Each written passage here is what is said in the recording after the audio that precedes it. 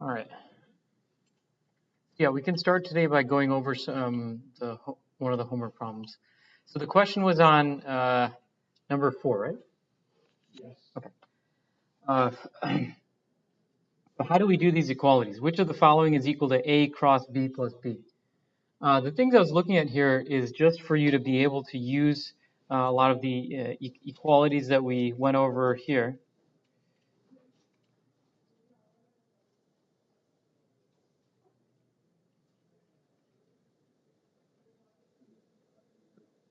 There we go. So these were the properties of the cross product. So there's the interesting thing about the cross product compared to the dot product. The dot product is, of course, is commutative. The cross product is anti-commutative. So A cross B is going to be equal to negative B cross A. All right, and the distributive property still holds. And then the interesting thing about the identity property is A cross A. Any matrix or vector crossed with itself is going to be 0. All right, this is because, remember, the cross product the cross product is the magnitude of A times the magnitude of the first vector times the magnitude of the second vector times sine of theta. Right? So if you have two parallel vectors, theta 0 becomes 0. All right, let's compare that to the dot product. So the dot product has a commutative property, A dot B is equal to B dot A. If you dot a vector with itself, you get the magnitude squared. And then A dot B, if A and B are perpendicular, then you get 0, because in the dot product, it's the dot product is equal to magnitude of A times magnitude of B cosine of theta. So the cosine of 90 is 0. All right, so we can use those properties here to figure out these equalities. And in an exam, I would expect you to be able to give a short explanation or just show that you know the steps how to do it. If you just say it's equal or it's not equal, that's not good enough. I want to see some kind of proof, even if it's quite simple. All right. So A cross 2B, well, B plus B is equal to 2B. So this is a fairly easy one. They're equal. This one here, A cross 2B plus A dot A. So, I'm sorry? A cross A. Sorry about that. So, in the first part, we established that A cross 2B is the same as A cross B plus B. And what we're adding to it is A cross A. And what is A cross A equal to? 0. Right. All right. Next one here. A cross B plus A cross B. All right. So what we have here is the distributive property. So A cross B plus B. So this is A cross B plus A cross B. We're distributing it. So they're equal by the distributive property. 2 times A cross B. That's it's not equal to that. So there's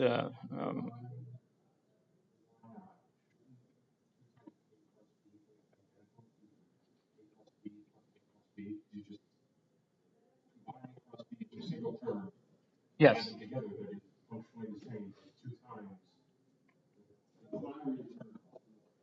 Oh, good point.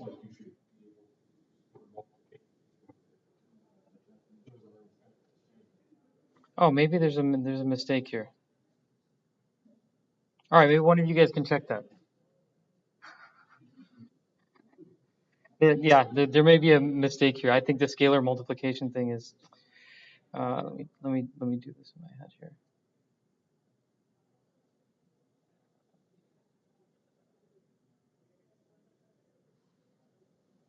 Yeah, it should distribute. So that's you should fix that. I apologize for that. That's correct. So the scalar, like when you're taking the cross product out there, the two, it gets multiplied, whether it's by A or by B, it still comes out the same. But I think we should just confirm that.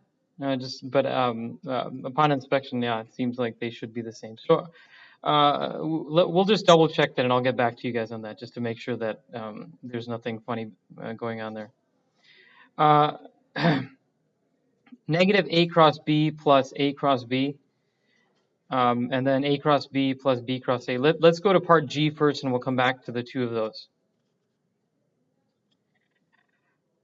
So A cross B minus B cross A. So what we're doing here is we're starting off with the A cross B plus B. This is the starting point, and we're going to do some manipulations on it to get to negative B cross A plus A cross B. All right, so the first thing we're doing is we're distributing it out. This becomes A cross B plus A cross B.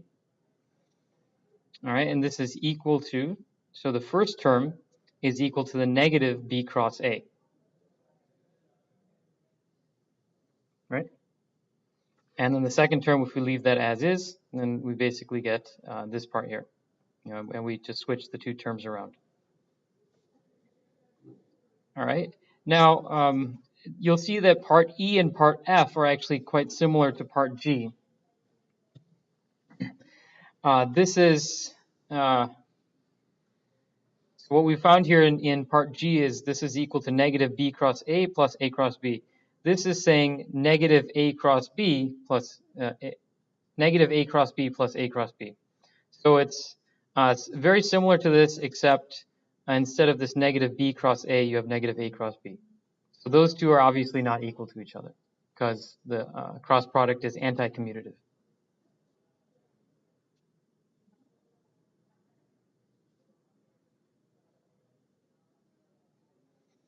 All right.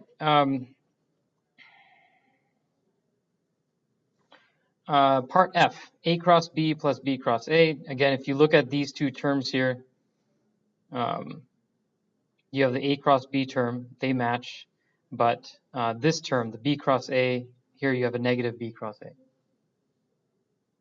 Right? So when you go about doing these problems, what you have to do is to try to get from the original form into these forms and be able to document your steps.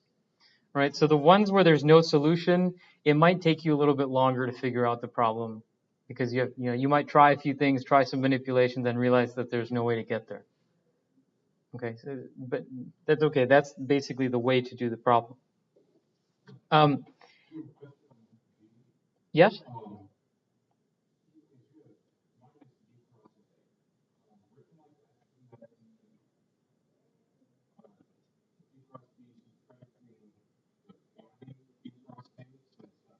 There should be there should be parentheses on here. I guess of the way I've implied parentheses, but I guess if we want to be very, very careful about it, we should put parentheses over the cross product.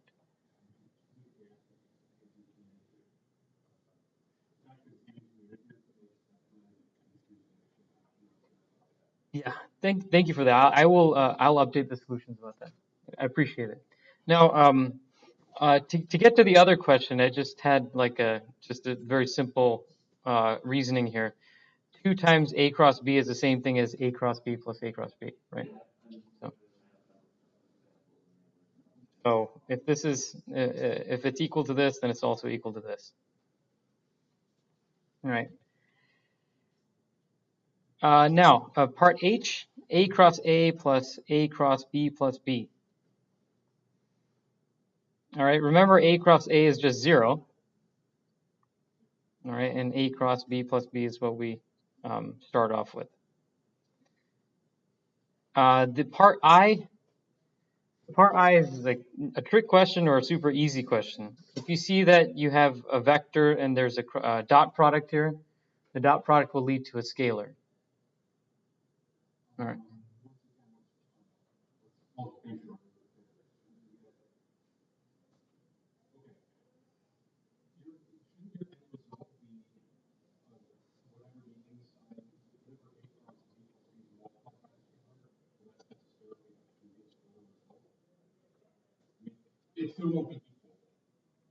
Well, this will be a vector. This will be a vector quantity.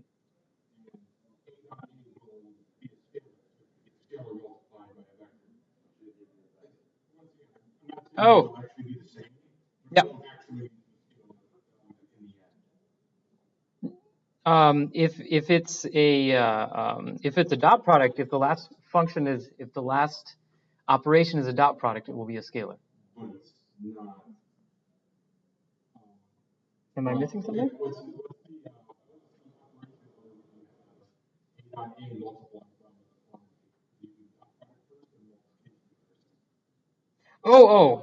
This okay, this is a little detail. A dot A, when you have a vector multiplied by another vector here, like that, that implies a dot product.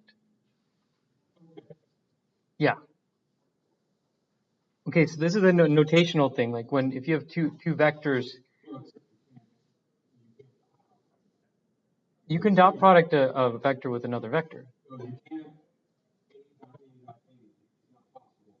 Oh yes, yes, that is not. Ah, okay.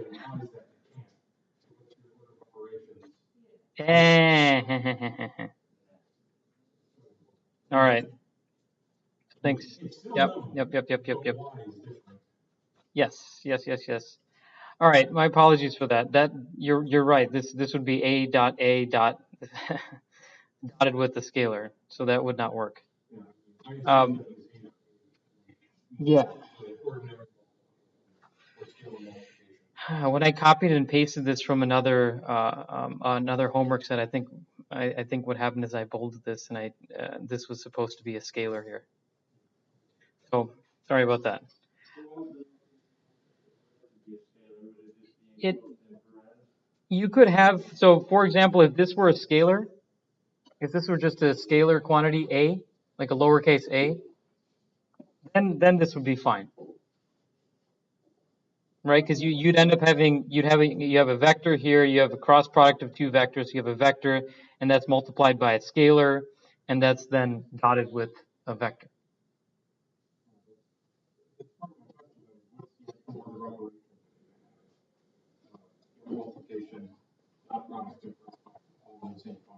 If you have a scalar multiplication, this if like for example, if you have um, a dot na, where n is a scalar, right? You do the scalar multiplication first, and then the dot product.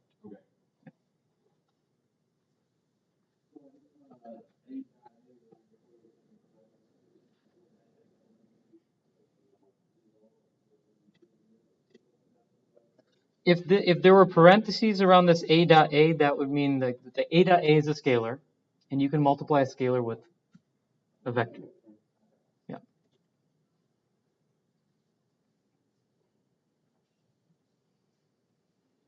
All right. So sorry for the confusion related to that. Now, this last one, negative b plus b cross a. So this is just the anti-commutative property. All right. And again, if we want to be completely clear, we should put parentheses around the cross product. So in the test, I will make sure that I have parentheses around everything, so it's very clear that there's no confusion there. Okay. Will that be helpful if I do that? Okay. Yeah, I'll post it then once I have them. I'll have them graded first, and then I'll have them posted. So keep in mind the homework is only what is it, 15% of your grade? It's a fairly small. It's very small compared to the exams. The exams will account for more than 60% of your grade, right? So if you spend time on the homework sets and you do well on them and you understand them, then you'll do well on the tests. The homework sets are really just practice for the tests. Ultimately, that's what they are.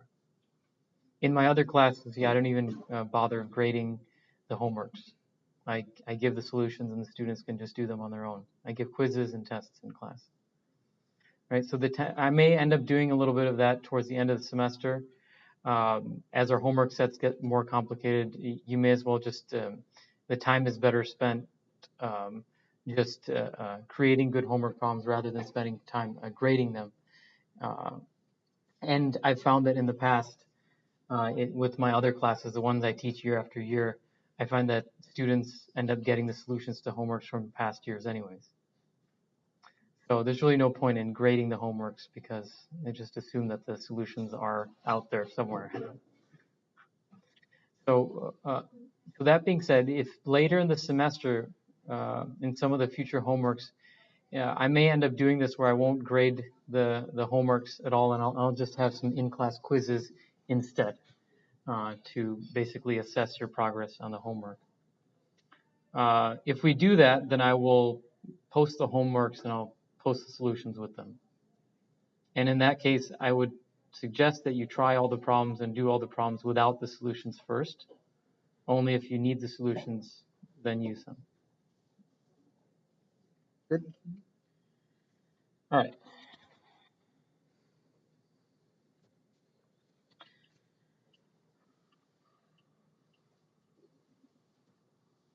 All right, so where did we leave off last time? We talked about partial derivatives. All right, so we talked about getting into the triple integrals.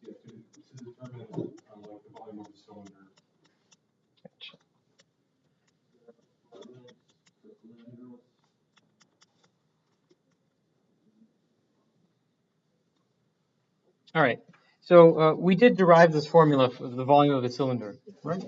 We ended up with that last time. I'm going to show you another example of a triple integral in spherical coordinates. Now, this time we're actually integrating a function. All right, we're integrating this function rho that describes charge density. So, I could go through this step by step, but I think that's going to get a little tedious. So what I'm going to do instead is, the solutions here, it's in your printout too. What I want to do is go over the key points here. All right, so first of all, what is the difference between this first example problem that we did in class last time and the problem here? Now, in this case, we are using a triple integral to derive the formula for the volume of a cylinder. And if you remember from last time, let me just pull that up.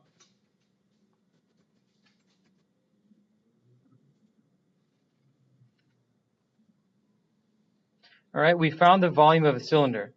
And the key point that I want you to remember is that we have to integrate a function, and we have to integrate it over the volume specified. When you're calculating volume, what is the function that you're integrating? 1. Yeah, you're basically calculating this. The function that you're integrating is the function 1. And when you integrate that over three length coordinates, you get the total volume. All right, you get the volume of the area that's spanned by the 3 coordinates that you're integrating across. So in the case of an entire cylinder, the limits of integration, r goes from 0 to a, phi goes from 0 to 2 pi, and z goes from 0 to h. If you trace out all 3 of those variables, you're going to get a cylinder. What would happen if I just traced out 2 variables? Like if I traced out r and then I traced out phi.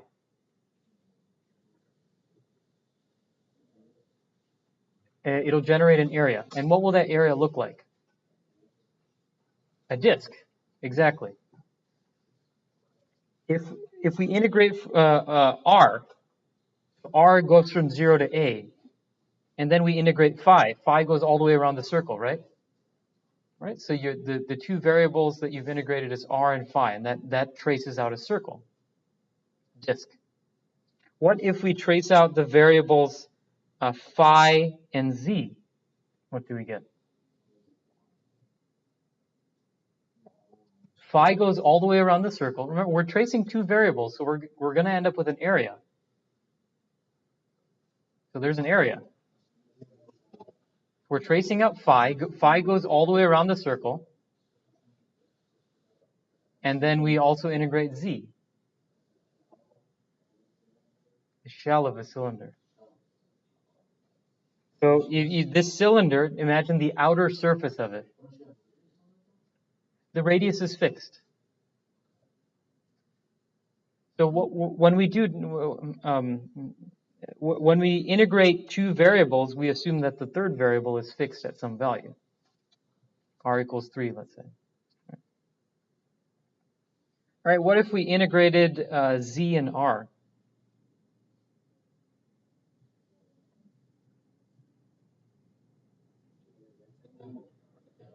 You get a rectangle. That's correct. Yeah, at a fixed phi. Good. So we remember that stuff. So getting back to this then, if I ask you to find the volume of if I ask you to find the volume of an entity, then you're going to integrate the function 1, and you're going to integrate that over three coordinates. So you're going to do a triple integral. If I ask you to calculate the surface area of something, you're going to integrate the function 1. And how many variables are you integrate that over? 2. Good. Here's an example homework problem that you're going to have. This homework assignment will be posted later today, and it'll be due next week.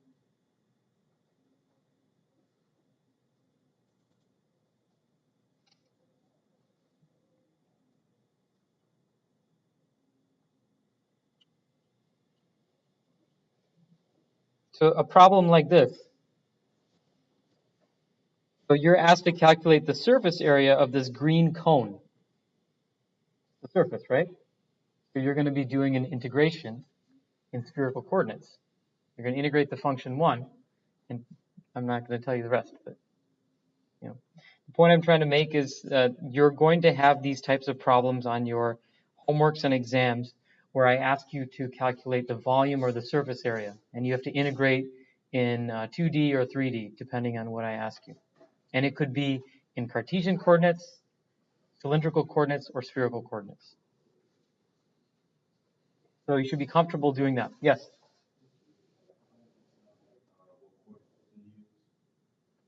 How do you decide what coordinate system to use? That's a really good question. It depends on the symmetry of the problem. So in this case, it's saying like derive a formula for the volume of a cylinder. So this problem obviously has cylindrical symmetry to it.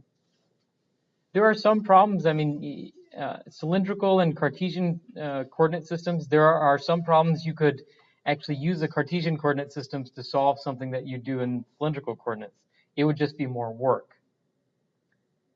So in your homework problems, when you actually have time, what you could do is, let's say you see a problem and you say, I think I'm going to try this in Cartesian coordinates, and then you realize, no, this has integration around the surface of a circle. Then you'll be like, no. This is a cylindrical coordinate system will work best. So after you develop that intuition, you'll just be able to know right away. Just look for the symmetry. On exams, you may not have time to try different coordinate systems. Yeah. Yeah.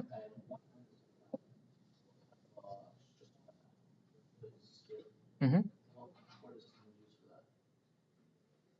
What coordinate system would we use for a hemisphere? Half a sphere. Oh, it's not.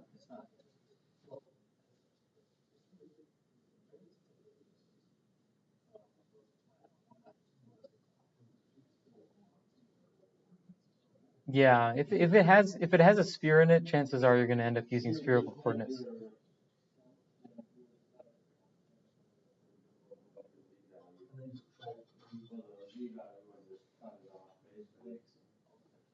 Mm-hmm.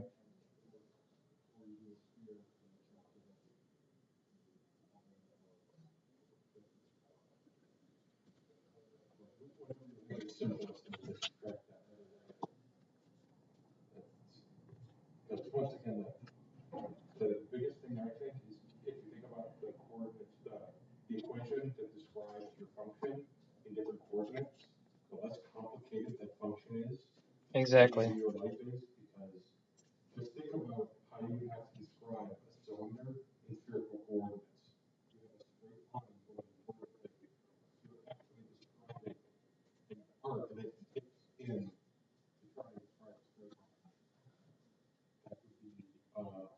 That would be a pain. um, so let's, since I don't, I can, but let's say we have something like this.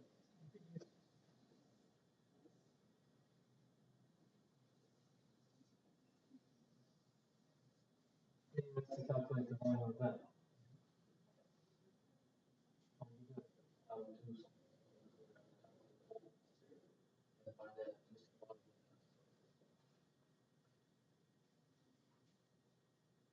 You can do it that way, or you can just do it in a single. So let's look at this. So we are going to do a triple integral of the function 1. Right? So when we have problems like this, calculate the volume of something like this. Integrate the function 1, and then what you have to figure out is what your limits of integration are. We already know what dv is. This is just a reminder that dv is equal to, well, we'll get to that in a second. What are we integrating? We're going to integrate r, we're going to integrate theta, and we're going to integrate phi. So what are our limits for r?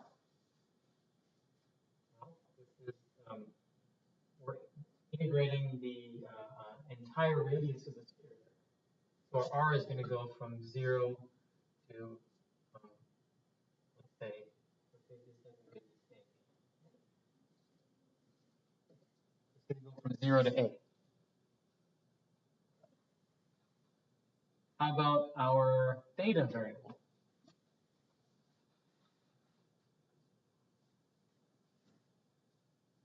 This is the key.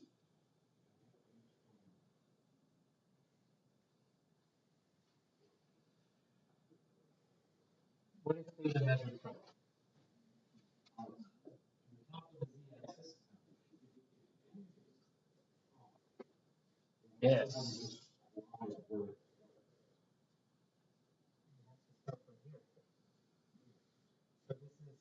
this is a theta 1. We go from theta 1 to pi.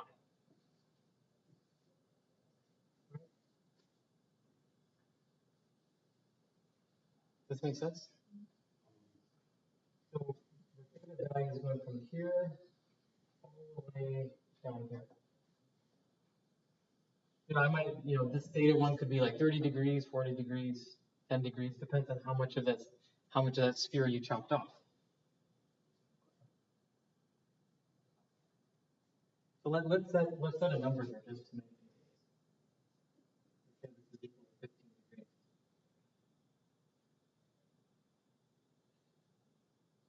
Or I don't know, let's say 30 degrees.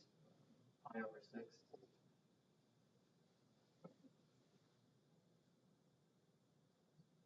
I see some confused looks. So tell me what you're confused about.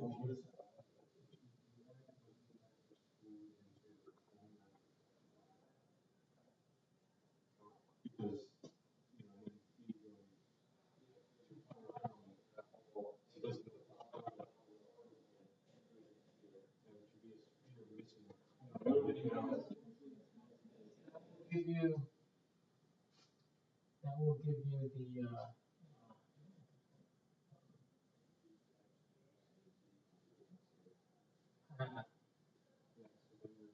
that's why yes. R would be more complicated in terms of R is non-constant. It's non-constant.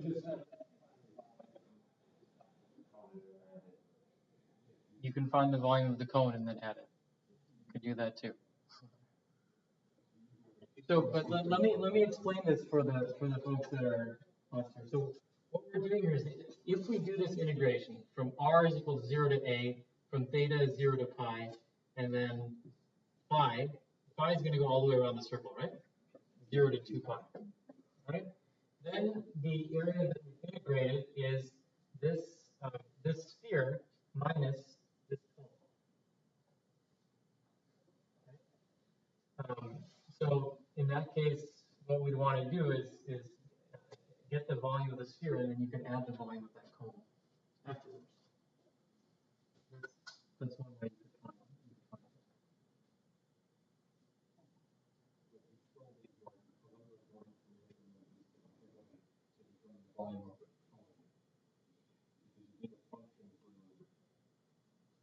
We're still doing it in spherical coordinates. Z is non-constant, or the radius is non-constant. You have to describe that. If you're given this angle here, if you're given this angle, then you can find the length of this coordinate here. So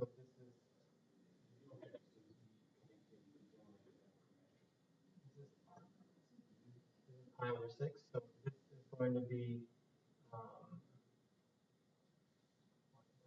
r times the sine of pi over 6. Get the length of that coordinate.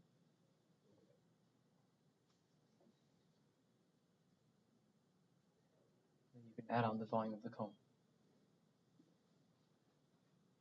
So what I'm thinking now is there a way you could do this just by using a single integral? Initially, I thought that there was. So,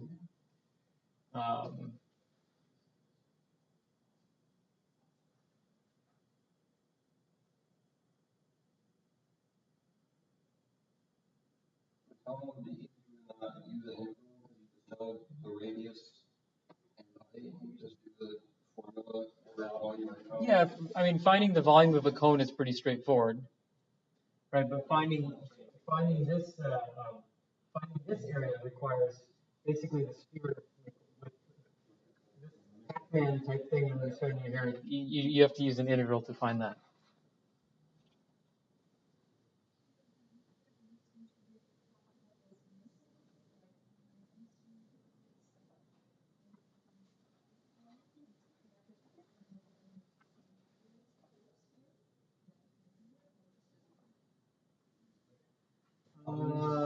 That's it would be difficult to calculate just it would be difficult to calculate the volume of just that sphere in cylindrical coordinates,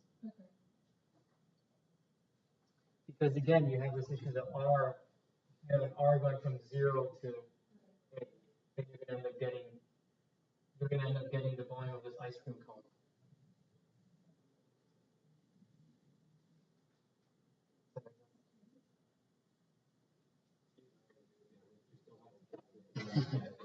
Yeah. It's an interesting problem. I'm glad you asked that. It turns out it's a little bit more involved than I initially thought.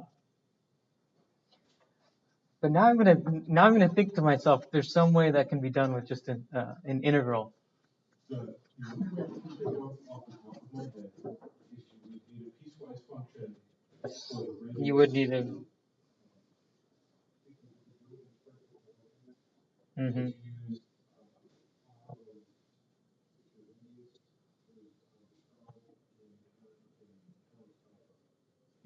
Mm-hmm. Yep.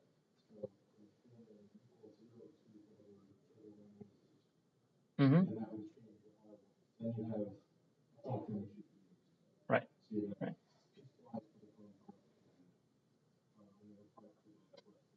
That's correct. Yeah. Then it starts looking like one of the other problems that we'll touch on. It'll be part of your homework. Okay, so now that we've talked a little bit about that, calculating volumes and surface areas, you're just integrating the function 1 over 2 or 3 dimensions. In this example, what we're doing here is we're doing a triple integral of a function that's not equal to 1. All right, so when you're integrating a function that's not equal to 1, you're usually integrating some kind of density function, and when you integrate that, you get the total amount of it. In this case, we have a charge density. The units for charge density is coulombs per meter cubed. You can jot this down in your notes. Units for charge density is coulombs per meter cubed. What happens when we do a triple integral of that? What do the units become? Coulombs. Every time you do an integration, the units get multiplied by a length unit. right? So charge density is in coulombs per meter cubed. We integrate once, we end up multiplying by meters, so we end up getting coulombs per meter squared. Integrate again, get coulombs per meter. Integrate again, get coulombs. All right. So this is a problem where you're given the charge density in spherical coordinates, and you're asked to find the total charge. So of course that means you have to do a triple integral. Now, assume that a cloud of electrons is confined in a region between the two spheres of radii 2 centimeters and 5 centimeters. So imagine, so what is this, the region between two spheres, what is that going to look like? How can we describe that? Yeah, what is a larger sphere minus a smaller sphere? A shell. It'll look like a shell. A spherical shell. So we're going to find the total charge integrated in the region. Now, again, I'm not, instead of going through all this, writing out all the steps here, I'll just point out the main things here. For some reason, my zooming isn't working either. All right, that's a little bit better. So we start off with Q is equal to the integral of rho dot dv. When you have dv, that implies a triple integral. The next step in the triple integral is to determine the limits of integration.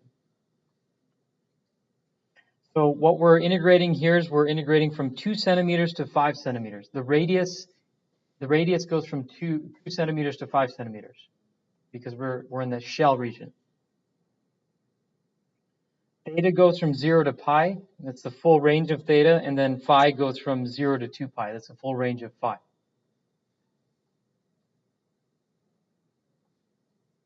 All right.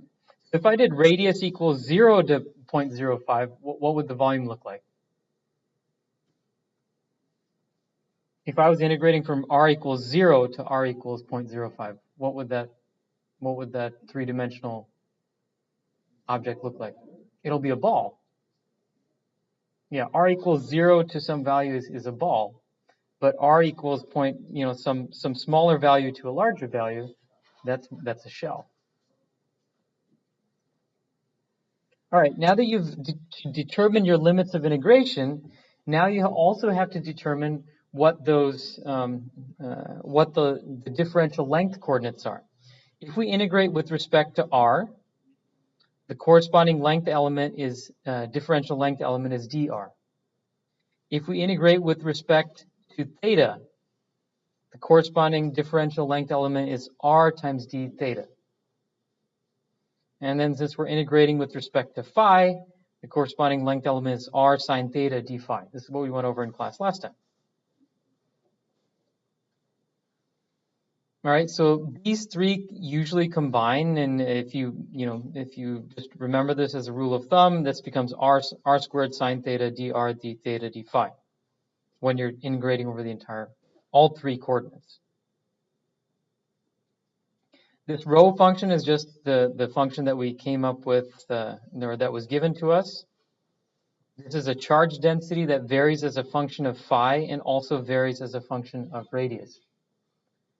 So the farther away we go from the center of the sphere, this charge density drops. Most of the charges are concentrated in the middle.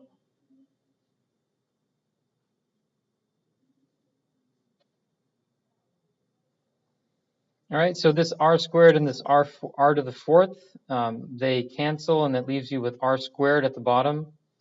And then you also have a sine of theta and the cosine squared of phi. And then when we integrate this, so notice what we're doing is we integrate from the inside out, just like the example I showed in class last time. So we do the r integral first. So what we could do is move all the components that are a function of r, we move those to the middle here. You can see that this r was here, and we moved it into this inner integral. And then we have the sine of theta and the cosine squared of phi. We have that outside. The reason we do that is because these ones are not a function of r, so they'll just be treated as constants. All right, so what happens when we integrate 1 over r squared? What do we get?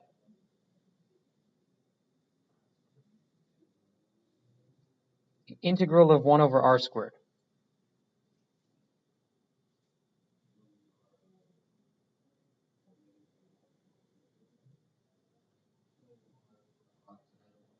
Yeah, the integral of r to the negative 2 is r to the negative 1.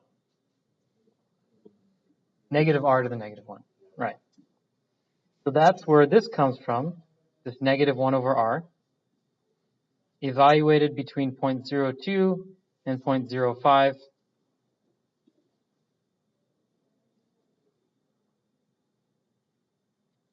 All right, so there is 1 over 0.05 plus 1 over 0.02. Oops.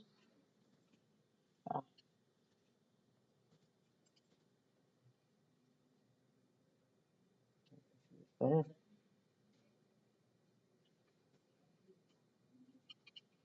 Oh, it's not helpful. Yeah. All right, so this one here, it's just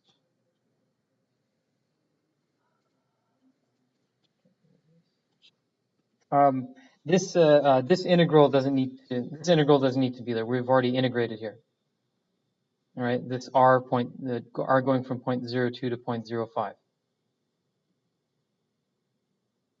All right, so we evaluate that inner integral 1 over 0.05 or 1 over 0.02, and then the next variable that we integrate over is theta. So we have the function sine of theta. What's the integral of sine of theta? Negative cosine of theta, right? So we get the negative cosine of theta here, and that's evaluated between 0 and pi. And then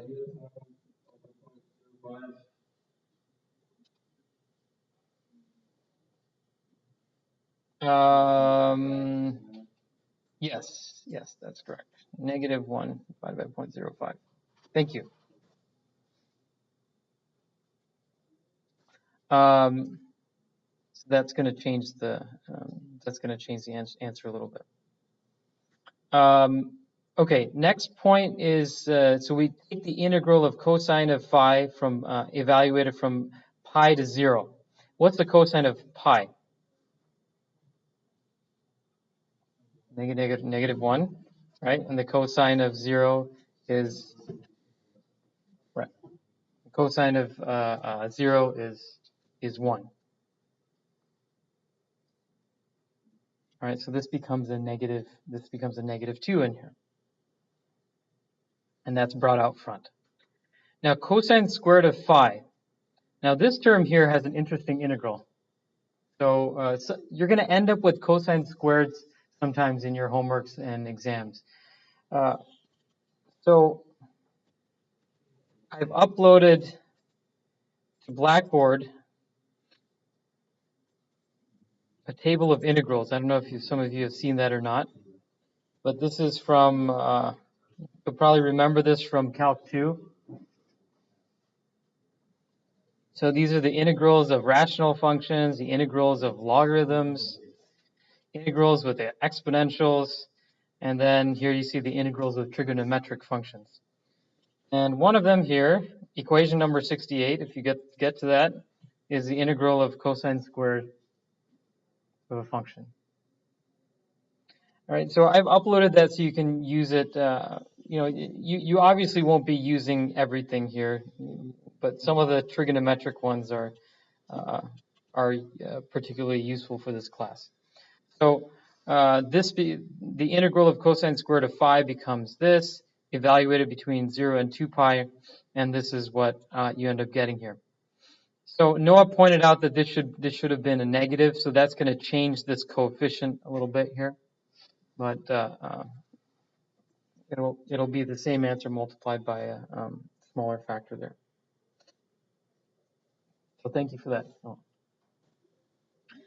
right, so conceptually, Does everyone see how to do this problem? It's a lot of math involved here in these problems. So what I'm probably going to do on your exams is I'm not going to grade you just if you got the right answer. The thing I'm mainly going to be grading on, did you do the right process? Did you set up the correct integral? Did you set the correct limits? Did you go through the math in a systematic and logical way? If your answer at the end is off by a little bit, it's okay. On the other hand, if you get the correct answer and I have no idea how you got to it, you're not going to get any points for it.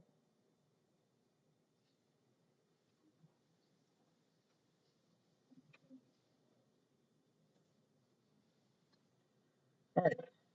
This is one of the problems that's in your homework. And as I mentioned in class last time, this was a solution from an online source where they had a bunch of example problems. And in doing this, I found that the answer here was not correct. So one of your homework problems is going to be evaluating the volume of the region of intersection between the green paraboloid and the red cylinder. It's a small mistake they made, but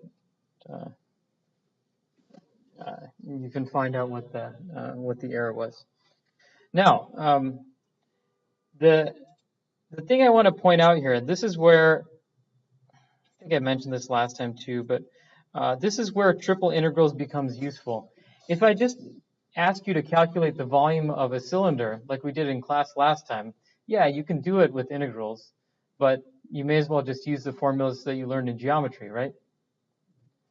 So there are some situations where you have to use integrals to figure out the volume. One example we just did earlier today with this sphere with something chopped off. But this is another example. You're calculating the intersection between a paraboloid and a cylinder.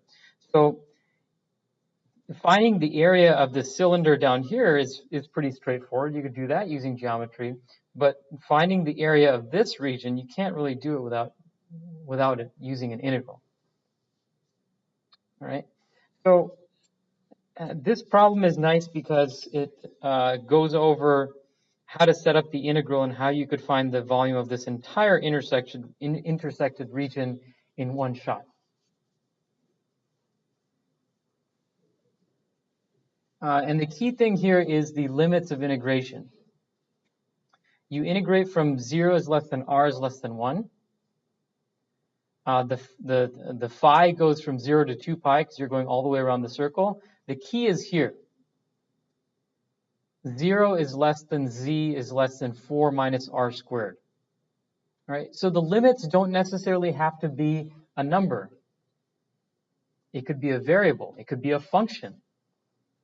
And this is an example of where the limits of integration is actually defined as a function of another variable.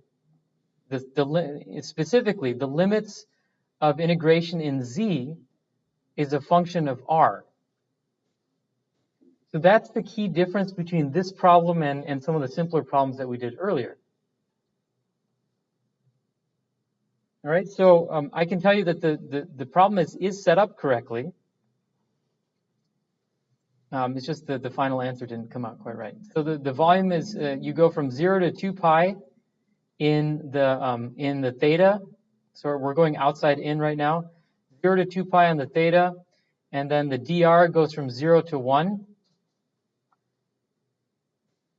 I'm sorry, let me back up for a second. The d theta here.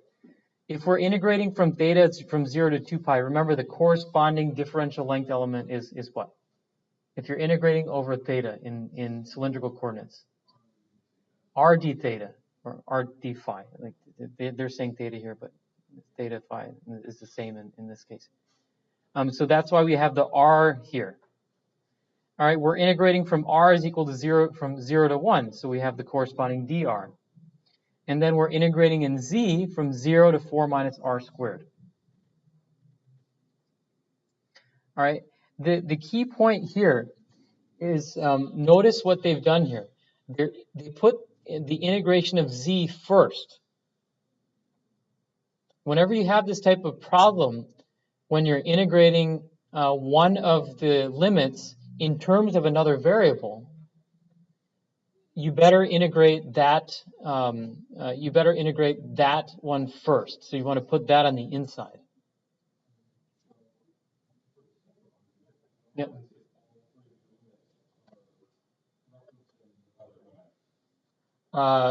If that's a good question. That's a really good question. The question was, what if all three of your limits or integration are defined in terms of other variables? I've never actually seen a problem like that. I think that if two of your variables are in terms of another one, it's probably okay. Like let's say z and theta were in terms of r, that would be okay. But if all three were in terms of each other, that would be problematic to solve. And we won't be doing a problem like that in this class. But it's a good question.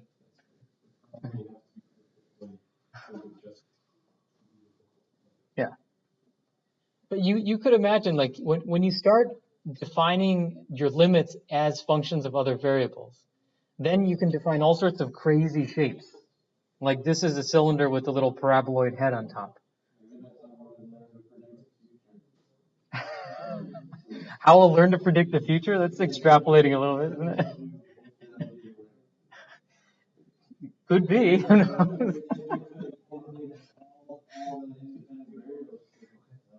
It could predict the end of the future too.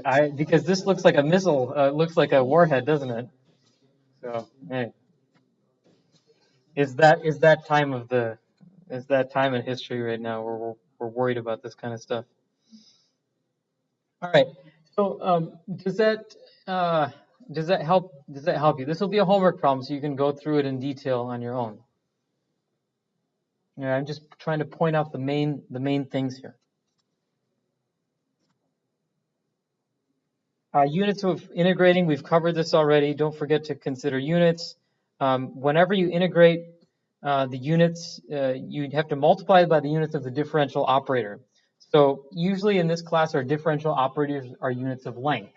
So dx, dy, dz, they're all units of length. Right? Even in spherical and cylindrical coordinates, the length coordinate is meters. So as I mentioned before, when you integrate, the units get multiplied by meters, by the unit meters. Okay, now going on to line and surface integrals. First of all, are there any questions here before we continue? So what have we covered so far? We started off this chapter talking about vectors. All right, we did cross product, dot products, Laplacian. We covered vectors. Then we talked about gradient, divergence, and curl, which are other vector operations. Then we sort of took a step back to remind ourselves about multivariable calculus. We talked about the Cartesian coordinate system, the cylindrical, the spherical coordinate system, and we did basic two-dimensional and three-dimensional integration or integrals in those coordinate systems. Right? That was a review.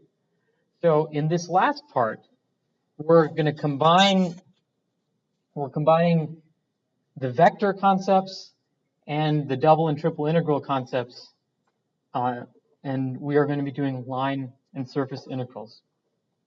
So these are integrals. Line integrals operate on 2D and 3D vector fields. So a line integral might look like this.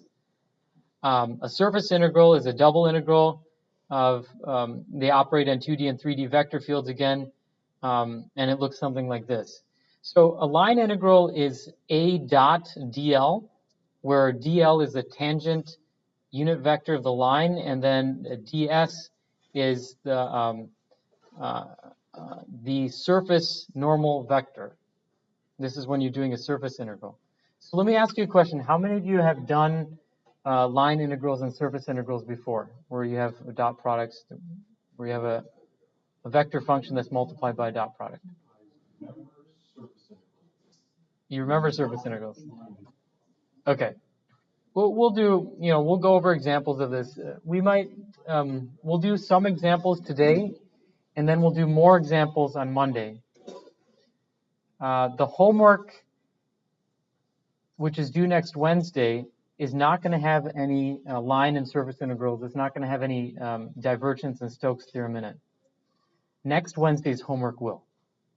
All right?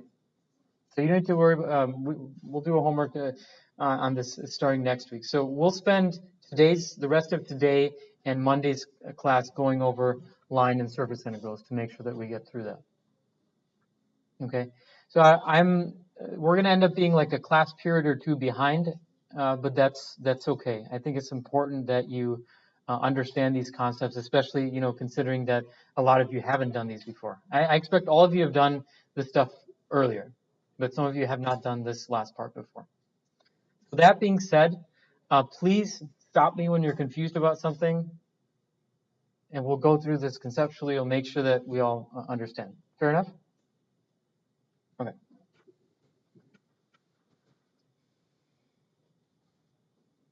All right, so the difference between these types of integrals and the ones that we just did earlier is that the ones we did earlier were all about, we were integrating scalar functions, right? This was an example of, we did a triple integral of a scalar function. When we're finding the volume of something and we're finding the surface of something, we're doing double and triple integrals of the function 1, which is a scalar function. This last problem, we were doing a charge density. It's a scalar function, then we were integrating over 2 or 3 dimensions. With line and surface integrals, you're actually operating on vector fields, not scalar functions. All right, and it's these things they're not terribly difficult, but they require a little bit of thought, and essentially you're going to convert these vector integrals into something that looks like a scalar function, and then you're going to integrate that scalar function just like we did earlier. The key thought process here is how to convert this vector, this a dot dl or the a dot ds. How do you convert that into just a scalar function that you can then integrate? Right? Sometimes it's straightforward, and sometimes it gets a little more hairy. So a couple things. First of all, we're going to be calculating the tangential and normal components. Okay. So this graph here shows you the normal vector here. So if you imagine you have a surface that looks kind of like this green line here, the surface normal vector is denoted by n. All right, and this is ET is the tangential component, and EN is the normal component.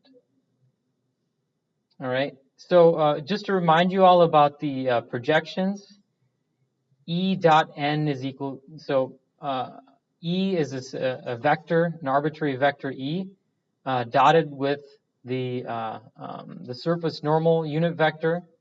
So n always has a length of 1, n hat has a length of 1, and is perpendicular to the surface. This is equal to magnitude of E times the cosine of alpha 1. And alpha 1 is the angle between n hat and E. I think this graph is a little bit confusing to see, so let me explain it. E is not on the surface. E is some arbitrary vector. Imagine E as any arbitrary vector, and it has, and then you have an arbitrary surface, which is shown in green here, which has a surface normal vector denoted by n hat. So the vector E has some sort of angle with this vector n hat.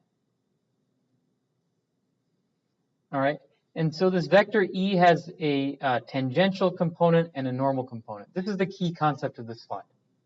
Yes?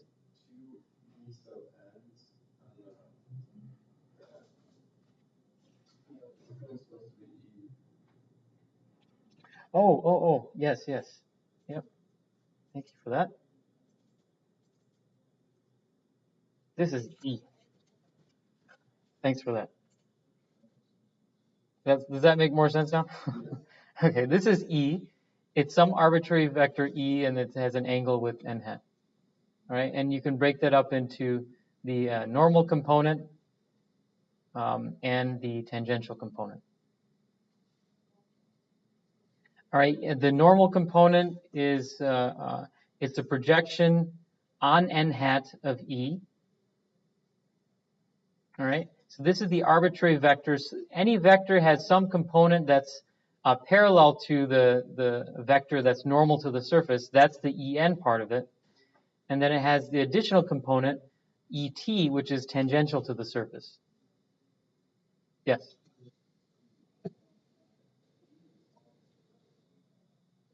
No, that's the thing. It's confused. It's hard to see. You know, it's hard to see. Like, I want you to imagine that E is some arbitrary vector. It's not on the surface. It's not on the surface. But any arbitrary vector E can be broken up into two components. One component is the component that's normal to the surface, and then the remaining component, Et, is going to be tangential to the surface. So that will be on the surface. The Et part of it will run tangential to the surface. Yeah. So this is how you calculate E sub n. This is the component of E that's normal to the surface. It's the projection of E on n hat. And we learned about projections early on in this module. So it's the component of E on n hat multiplied by n hat. So that's found using the dot product. So you dot E and n hat, and then you multiply that by n hat. This is a scalar quantity, and then this is a vector quantity. So this is a representation of En. It's a vector that points in the same direction as n hat, but it may have a different magnitude. And the tangential component is you take E and you subtract the normal component, and you're left with the tangential component.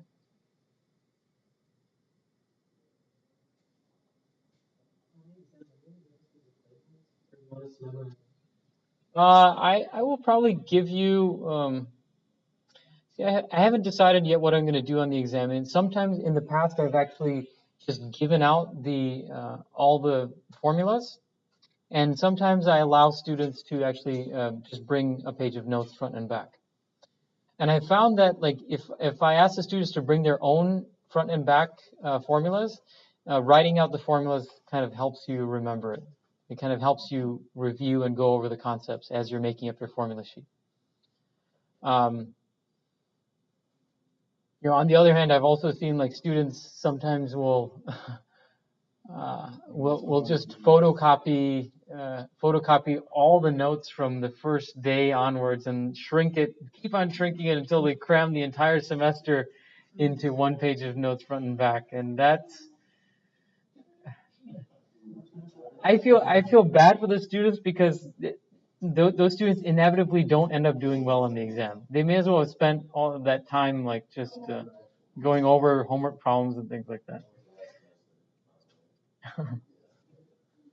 But I think it's better that you spend the time just like going over stuff and learning the actual material. So this is just a very general concept in calculating the tangential and normal components. So let's do one example here. 3 points define a plane, P, Q, and R. Find the surface normal vector. That's the first part. Second part is find the tangential and normal components of the vector A on this surface. Let's all try that. The first part of the question, it goes back to when we talked about what a plane is. 3 points define a plane.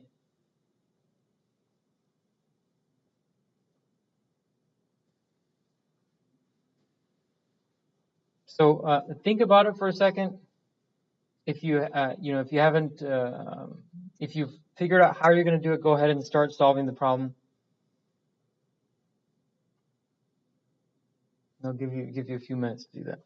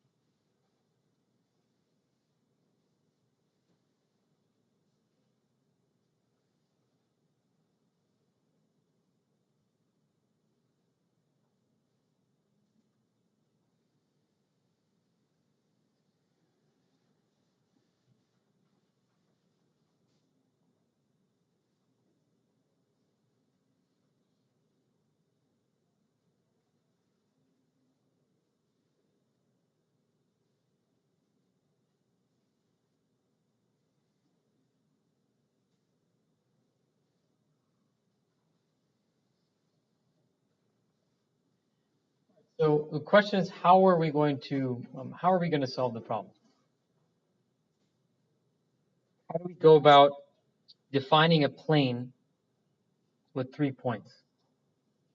Well, 3 points is enough to define a plane, right? If you think about it in a three-dimensional space, I pick 3 points and I put a plane through there that effectively defines the plane. There's no other plane that can go through those 3 points.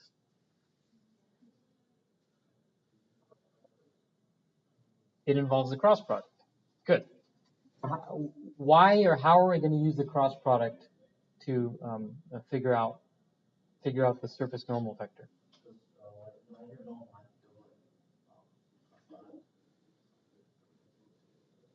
Exactly. So why does cross product make you think of perpendicular vectors? Okay. So the definition of the cross product is like if you have two vectors A and B, remember right-hand rule, if you have two vectors A and B, the cross product will give you a vector that's perpendicular to both.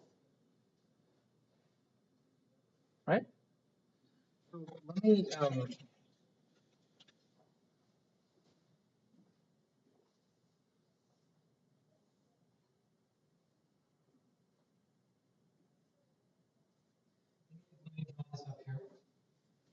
So imagine that we have 3 arbitrary points in space.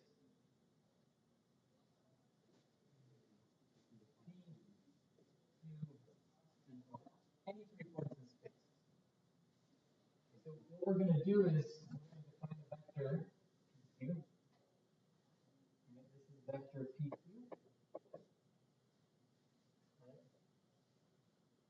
We can define another vector PR.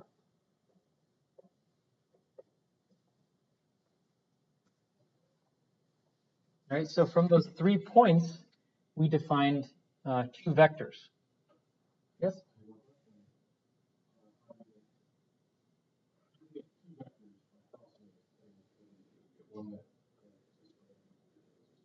Mm-hmm. Mm-hmm.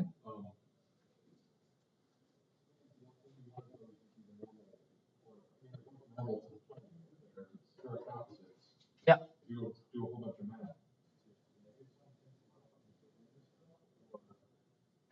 Well, that's a good point. Yeah. That's a good point. So the question or comment was that you're jumping ahead for a second here, but maybe let's do this first, and then we can get to that. Yeah, that's an important point. But I want to get to the main concept here first. Do you see does everyone see how we can use the cross product now? we define two vectors, PQ and PR.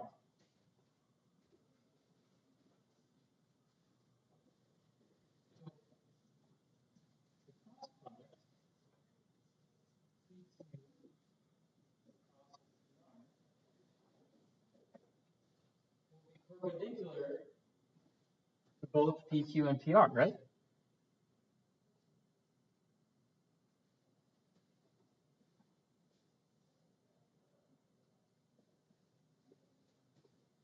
Here's the key point. This vector is on the plane. This vector is on the plane. So these two lines effectively define the plane. This vector PQ cross PR, that is normal to the plane. It's orthogonal to the plane. Does that make sense? And if I want to find, so this is the normal vector.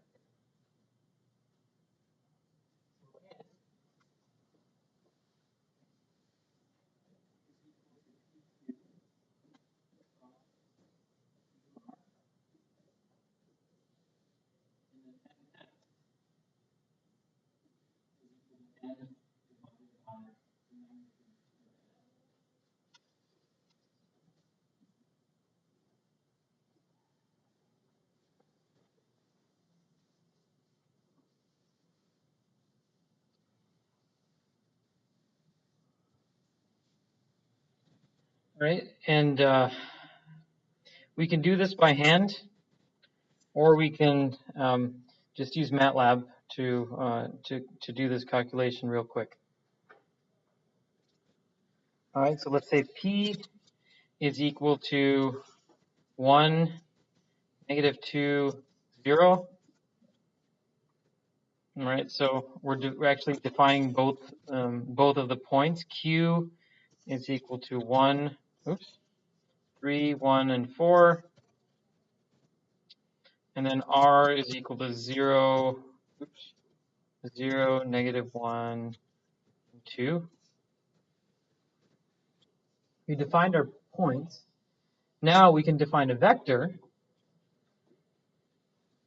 So PQ is going to be equal to Q minus P. Now what Q minus P is going to do is it's going to take each of the elements of Q and subtract from that each element of P. So it'll be 3 minus 1, 1 minus -2, and then 4 minus 0.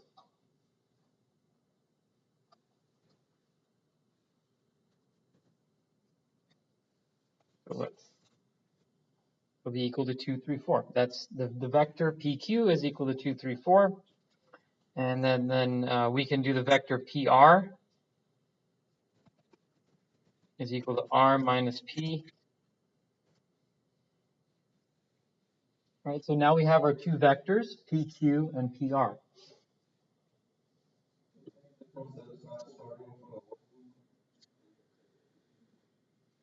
Vector is 2, 3, 4, isn't that starting from the origin? But that plane's not going through the origin? It doesn't matter if it's going from the origin. Yeah, the process that we're doing here is we're taking two vectors. We're taking we're finding the vectors that connect those points, and then we're finding a vector that's perpendicular to both of them.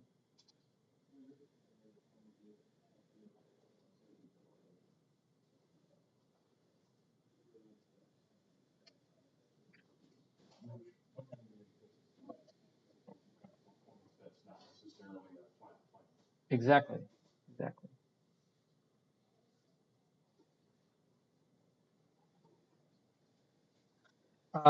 So what we're doing now is we're finding the surface normal vector. And I can use the cross function, the cross product of PQ. So we could say N equals cross product of PQ and PR. All right, so this gives us the normal vector. And if I want to find the unit normal vector, n hat, we say n hat is equal to n divided by, notice that I'm using the dot notation, divided by the magnitude of n, so norm of n. Yes, norm is the magnitude. All right, so this gives us the normal vector. Now, getting to the point, remind me your name again? Okay. Getting to the point that Isaac was mentioning earlier is that, well, this downwards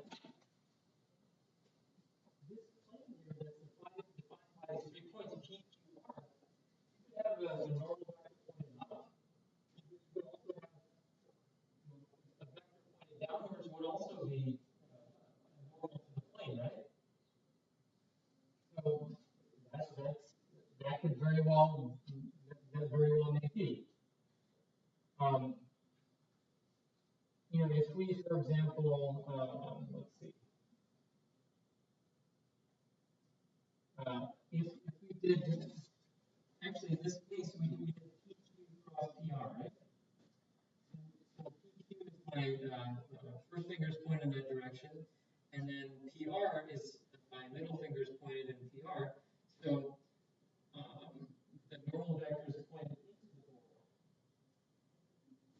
If I did PR cross PQ, then my thumb would be pointed up.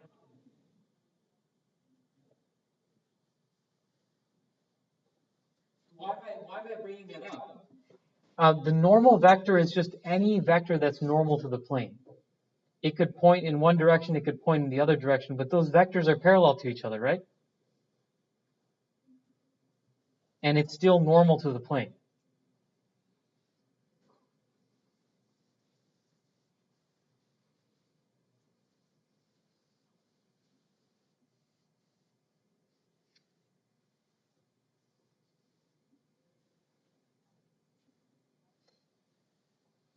All right, so I would accept any answer. I would accept an n hat that's pointed in this direction. I would also accept an answer where this was multiplied by -1, or pointing in the opposite direction. Yes.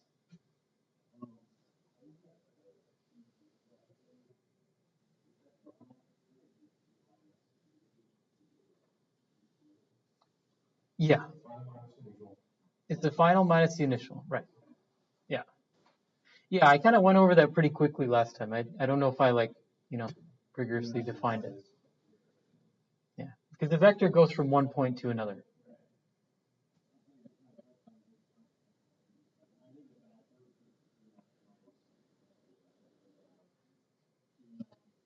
Mm-hmm.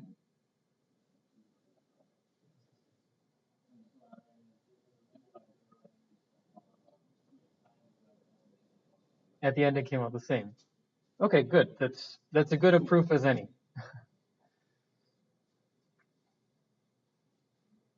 But if you did the vectors switched, you'd end up getting the negative of what we just found. That's correct.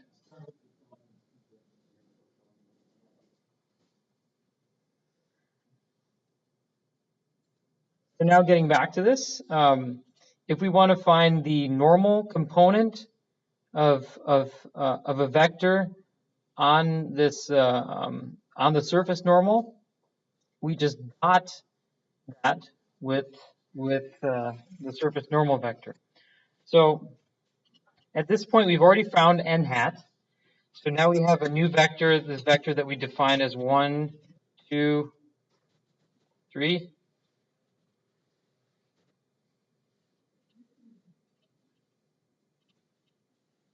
All right, and if we want to find the projection of A on n hat, we basically dot it with n hat. So we can do the dot product of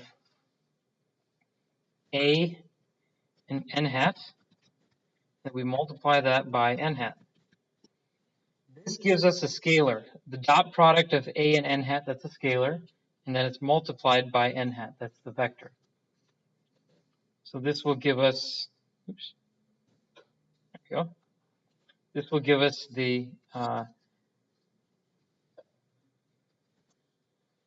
This is the normal component, AN. And the tangential component is A minus the normal component. A tangential equals A minus A normal. And that's this vector here. You can see the numbers are not important. The numbers are not important. It's just I'm showing you the process of how to do it. We could have done this all by hand calculations, but this is just boring number crunching, so that's why I'm using MATLAB.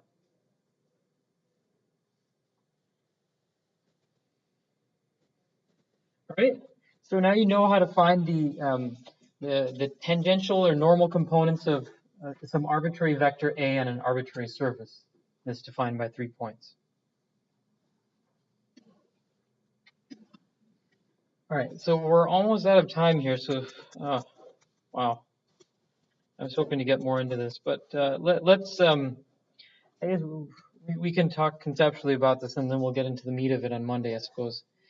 In a surface integral, we're breaking up a surface into tiny squares. At each square, we are taking the cross product of the vector field A and the surface normal vector S. So what is the physical meaning of this? The surface integral is adding up the magnitudes of all the vectors perpendicular to the surface. So the vectors that are perpendicular to the surface, we sometimes refer to that as flux. But let's give some examples. We'll get to flux in a second. Why do we do these surface integrals, and why are they important in engineering as a whole, not just in electromagnetics? So we just talked about what A dot ds is. Some arbitrary vector. So let's say we have a vector field that's described by the vector is described by A. Some formula for it. Okay. So there's some arbitrary vector at one of these points on the surface. Just to make it more concrete, let's say the surface is a parachute. All right. At each point of the parachute, there is a force that is pushing up on it, right? If we want to find the total force on the parachute, so what is a surface integral? If we want to find the total force that the parachute is exerting, or the total force on the parachute, then we do a surface integral. What does that mean? Okay, the parachute has all the it has a big surface, right? If we imagine that there's a force acting at each point on that surface, if we add up all the forces at all the points on that surface, then we're going to get the total force on the parachute, right? So that's what an integral is. You're always adding up things. We talked about that example of scalar integrals last time, right? Where you're integrating the amount of money that you earn per year, and if you integrate that over years, then you end up finding the total amount of money you made during the course of your career. In this example, what we're doing is we're adding up the forces at each point. We break up the surface into small differential surfaces, and then we find a component of the force field on that point. So that's where the dot product comes in. If I'm on a parachute, what I care about is the force in the vertical direction. I'm sorry, I care about the force that's normal to the surface. Okay, there could be some kind of force field, and it could be in an arbitrary direction, but what I'm interested in is the normal component of that force. The component of that force that's normal on the surface, because that's going to be the useful force that's preventing me from falling down. All right, if the parachute thing doesn't make sense, let's think about another example. Let's say these vectors define, it defines a flow, okay? Let's say you have something that looks like a hemisphere like this. It's a curved surface, and these vectors define flow. The total flux, the total amount of stuff that's going through that surface, the total amount of liquid that passed through that surface, that's referred to as the flux. In order to find the flux, you have to take the vector fields at each point. One of these blue vector lines that you see here represents the flow velocity at that point in space.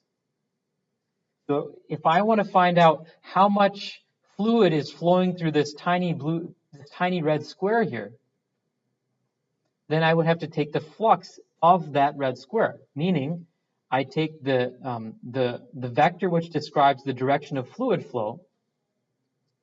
I dot that with the surface normal vector, so I get the normal component of the fluid flow. How much fluid flow is going perpendicular to that surface? That will tell me how much fluid flux I have through that surface. So if I go through on each one of these differential surfaces, differential elements, and I add up the fluxes at each one of those things, then I will get the total flux across the surface. All right, so those are two kind of physical examples of what surface integrals are all about. Now, the way we actually do the surface integral, we'll do an example next time. If any of you want to get a head start on this, you can try this over the weekend. In addition, you'll have your homework too. But what you have to do is you have to first do the dot product, A dot ds. And once you figure out A dot ds, what happens when you take the dot product of two vectors? What do you get? You get a scalar function. We already know how to integrate scalar functions, right? So it's just this first step, which is just have to spend a little bit of time thinking about it. You have to correctly define your surface normal. You have to you'll be given a vector field A. You have to correctly define the limits of integration as well. Okay, so we'll be doing an example of that. If you want to get started on that, you can do that here. Okay, thanks for your attention. Blackboard, the homework will be posted on Blackboard. It will be due 1 week from today, and it's all on the stuff we did from class last time.